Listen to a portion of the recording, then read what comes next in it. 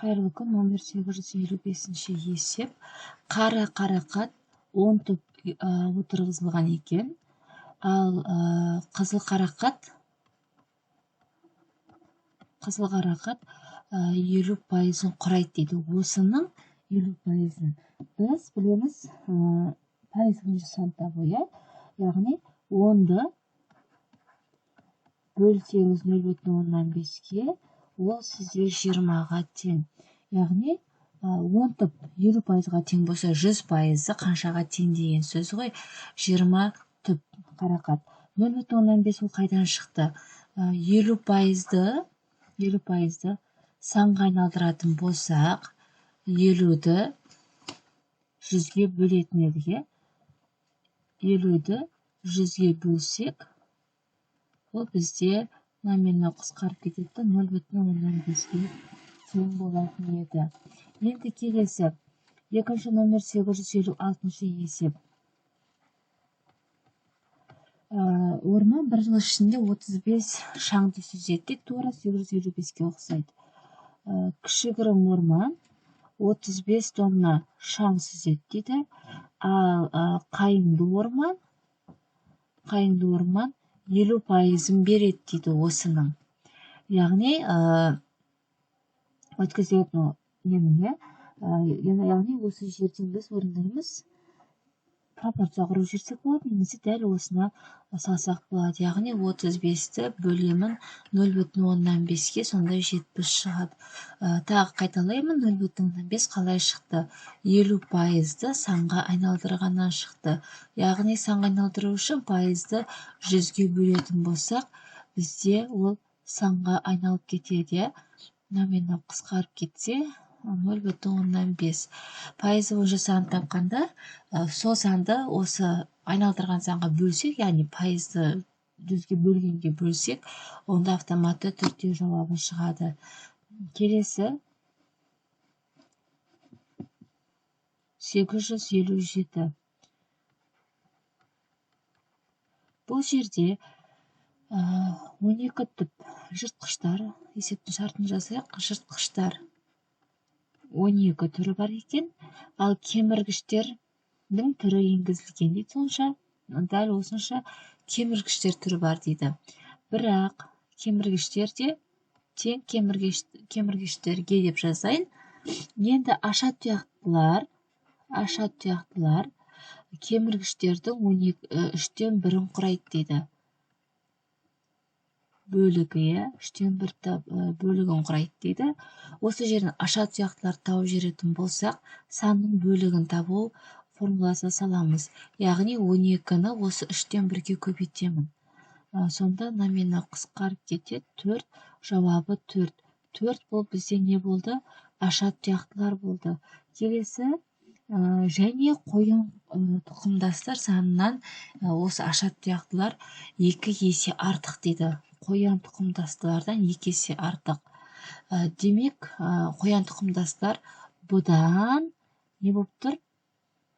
2 есе кем болып тұр, керіге салатын болсақ. Сонда 4 аша тұяқ болса, қоян құстылар қанша болады? Ол 2-ге тең болады. Келесі, жарғанаттар түрі қоян тұқымдастарының 50%-ын береді дейді. Яғни,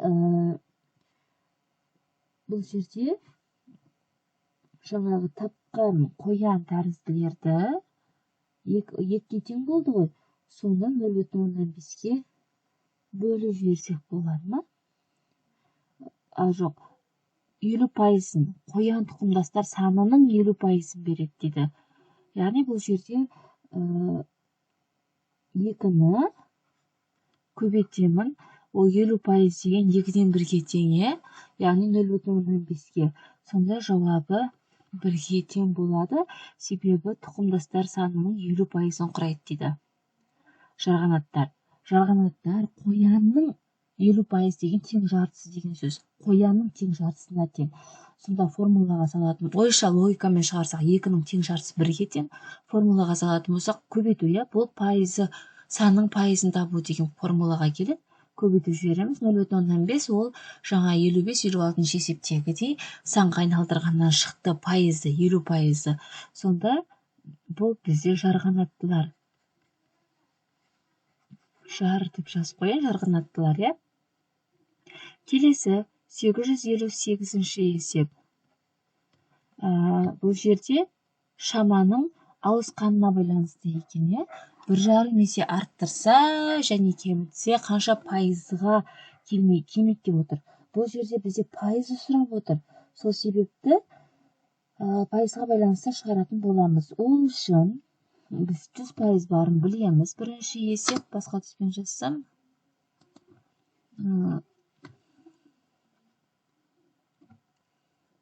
Бірінші есепте ол 1,5 есе арттырса, несе арттырса десе, онда бізде бар жоғы 100% бар ғой.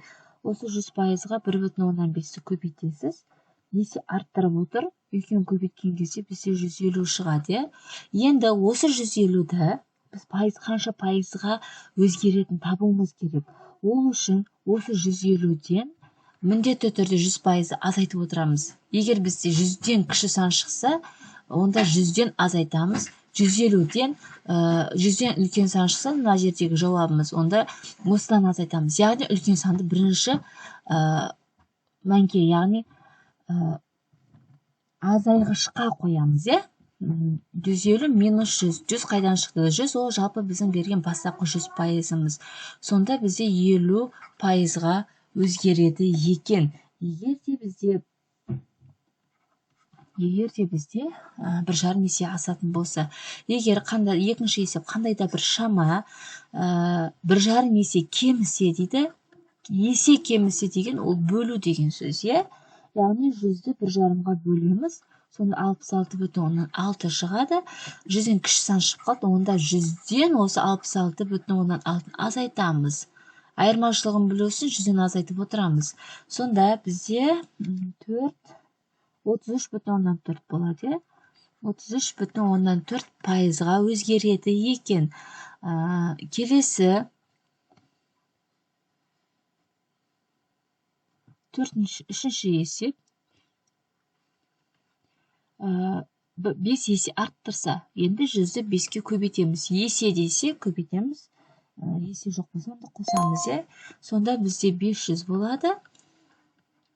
Айырмашылығын білу үшін 500-ден азайтамын 100-ді, сонда 400%-ға өзгереді екен, егер 5 есе артса. Соңғысы 5 есе кемісе қандай болады? Керісінше беріпті. Онда не істеймін? Бөлемін, Сонда 100-ді 5-ке бөлсек 20, 100-ден 20-ны азайтамын, сонда 80%-ға өзгереді екен. Енді келесі 859. 859-да орын жетпей қалды, мұнда жаза салайын. Номер 859.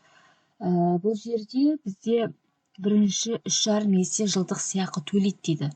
3,5 есе төлейді. Бұл жерде 3,5% жылдық сыйақы төлейді дейді. Яғни бір жылға сен салған сумаңа 3,5% плюс қосылып отырады, салған сумаңа қарай. Демек, бұл жерде ең бірінші біз 100-ге қосамыз 3,5. Есе емес, бұл просто так салған ақшаңа 3,5% қосып береді деген сөзде, сен сақтағаның үшін ақшаны. Сонда қосқанда менің ақшам, мысал, 100 теңге, 100% деп алып отырмын. Ақшамен шаққанда, мысал үшін 100 теңге салсам, мен 103,5 теңге аламын деген сөзде. Енді бізге айтады, егер де мен 207.000 теңге алатын болсам, 207.000 теңге ол 103,5-ке тең болып отыр. Алатын болсам, бастапқы ақшам қанша дейді. Яғни, бұл жерде 207-ні пропорция құрып жіберейікші, мұна жерге 207,7 мың, ол менде 103,5%-ға тең болып отыр. Ал мен X-ім қаншаға тең болады? X'ім ол менде 100% салған ақшам, бастапқы ақшам 100% ғой. Ол 103-ке көтеріліп отыр. Онда 270 100-ге тең болса, 103-ке тең болса, мына жерден пропорцияны шығарып жіберсек болады ғой. Қалай орындаймыз? Сонда 207-ні формулаға саламыз, немесе пайыз бойынша санды табу, иә. Көбейтемін 100-ге и бөлемін 103,5-ке. Иә? Сонда жауабы 200.000 болады. 200.000 болады. Сонда оның бастапқы салған ақшасы 200.000 теңге екен.